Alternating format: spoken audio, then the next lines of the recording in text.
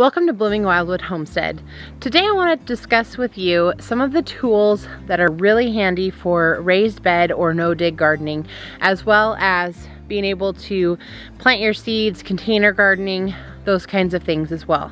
There are a wide variety of options when it comes to different kinds of tools, and there are pros and cons to all of those. And I'm sure if you've been doing it for any length of time, you probably already have your favorites. But if you are new to gardening, I hope this can be helpful for you as you are getting started. There's nothing worse than trying to get out and work on a project and you don't have the right tool for the job. Or if the tool is too flimsy and is just not durable enough, it's going to be really frustrating because you'll end up with it breaking or bending and just not working correctly. The tools that I'm going to show you today, the first ones we're going to look at are tools that I've used in the raised bed and the no-dig garden for kind of getting things set up. And these are a little heavier duty. These were purchased at Lee Valley. Last time I checked, I was not able to find them in stock. I will leave a link down below just so you can see what the product is, but I'm not an affiliate for Lee Valley. It's just a good quality hand tool, and they were not in stock at that time. I've done some searching around and I found some that I think are comparable from Amazon, and I will leave the Amazon links in the description as well, just to kind of give you a reference of something to look at. So the first thing that I wanted to share is the shovel.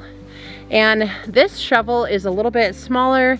It has a really nice handle on it. This is an ash handle, and the shovel itself has more of a flat head. It has just a little bit of curvature here. This isn't something that you're really going to use for scooping, but it is nice for digging in the raised bed or kind of getting your soil settled here in the bed. So when you go to work the bed, it's easy to just slip that here by the edge and be able to break that soil up as you need. The second hand tool that's really handy for raised beds and the like would be this fork. Here again we have the same style of handle. It's very nice for gripping. The length is very nice to be able to work with. You can hold the grip at one end and grip it here with the other. And this is great for being able to get in if you have potatoes and you're kind of trying to work around, loosen up that soil in order to dig out your potatoes. Any type of soil loosening, this works great for that. If you're trying to spread some straw or hay in a different area, this is another great tool for that. I've used it mainly for loosening the soil or digging potatoes and such. Once again, you can see here, this just works great for being able to loosen up that soil and really get in there and do the job that needs to be done. The last tool that I really wanted to share specifically for the raised beds or no-dig beds would be this tool, this shovel. And this has a little different style of head on it. It's rounded on the very tip. There's a little more depth as far as it's a little more concave, so you're able to get a little bit of soil on there. This particular shovel is great for planting if you need a little larger hole, for being able to plant out some bushes, trees, even some of your larger items that need larger holes for your transplanting, and you've got a larger herb that you need a bigger hole for. Whatever it is that you're trying to plant, this particular shovel is really nice for being able to just make a nice rounded hole that is really handy when you're planting. And you can see here, great to just be able to put in, and you can easily make a nice size hole for being able to transplant some of your plants out. Great shovel for that. Another tool that's really handy is this little cultivator. In the no-dig beds, we're really trying hard not to do any sort of soil disturbance, and hopefully as that's set up, we won't really need to. But every now and then, you still, especially with the raised beds, or just regular gardening in general, you end up with little weeds that start coming up and need to be taken care of.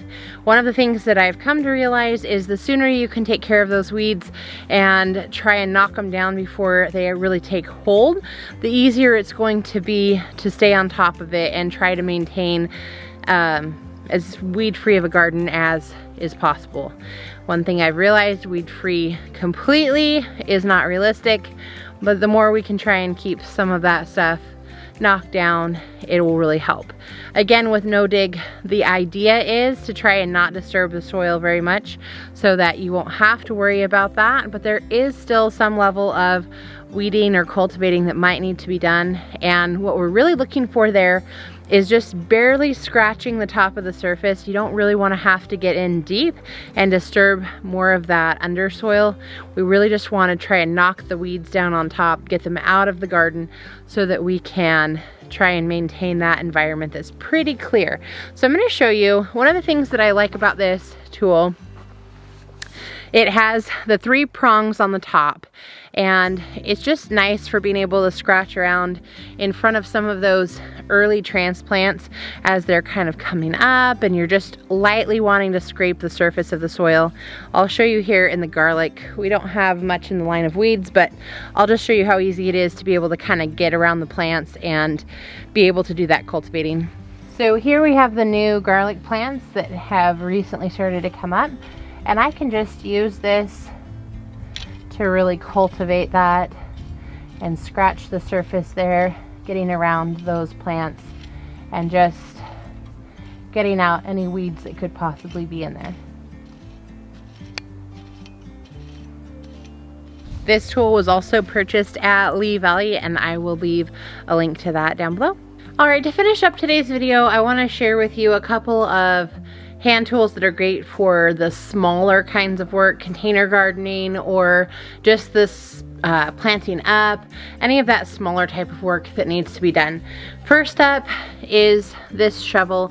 Again, I purchased this at Lee Valley. What I like about this is the point.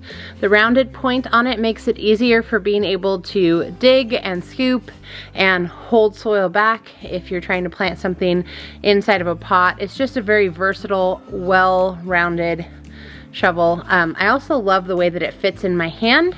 As you can tell, it's been well loved, needs a little bit of work on the handle, but I definitely have used this shovel a lot. The next item is this smaller fork. This works well for containers, or if you want to do like a window box.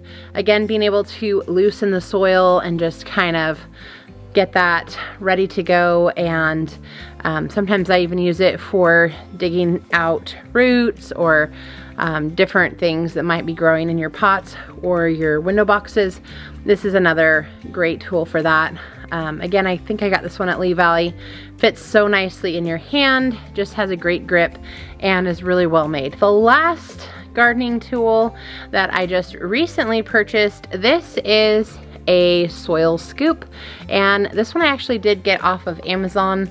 I wanted to try out this brand. It looked kind of comparable to some of the items that I had picked up from Lee Valley, and with some of the items being out of stock, I wanted to see what the quality was before recommending this as an option.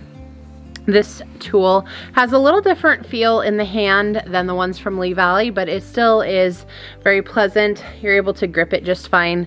I like the depth on this soil scoop. This is great for being able to put your compost into a bucket if you're just trying to get a smaller amount from place to place.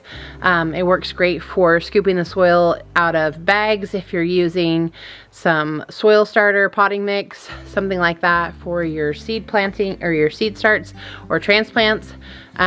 Just great to be able to get a little bit more. There's the depth there to be able to hold it, so you can definitely get more on your shovel, and takes a little bit less time than trying to use the other shovel that I had shown you. Now I'm leaving some different places or options for you to be able to look at this online, but it really doesn't matter where you get your tools from. Sometimes you can find great deals on well-made tools that are some of the older styles that have just been around for a long time at estate sales.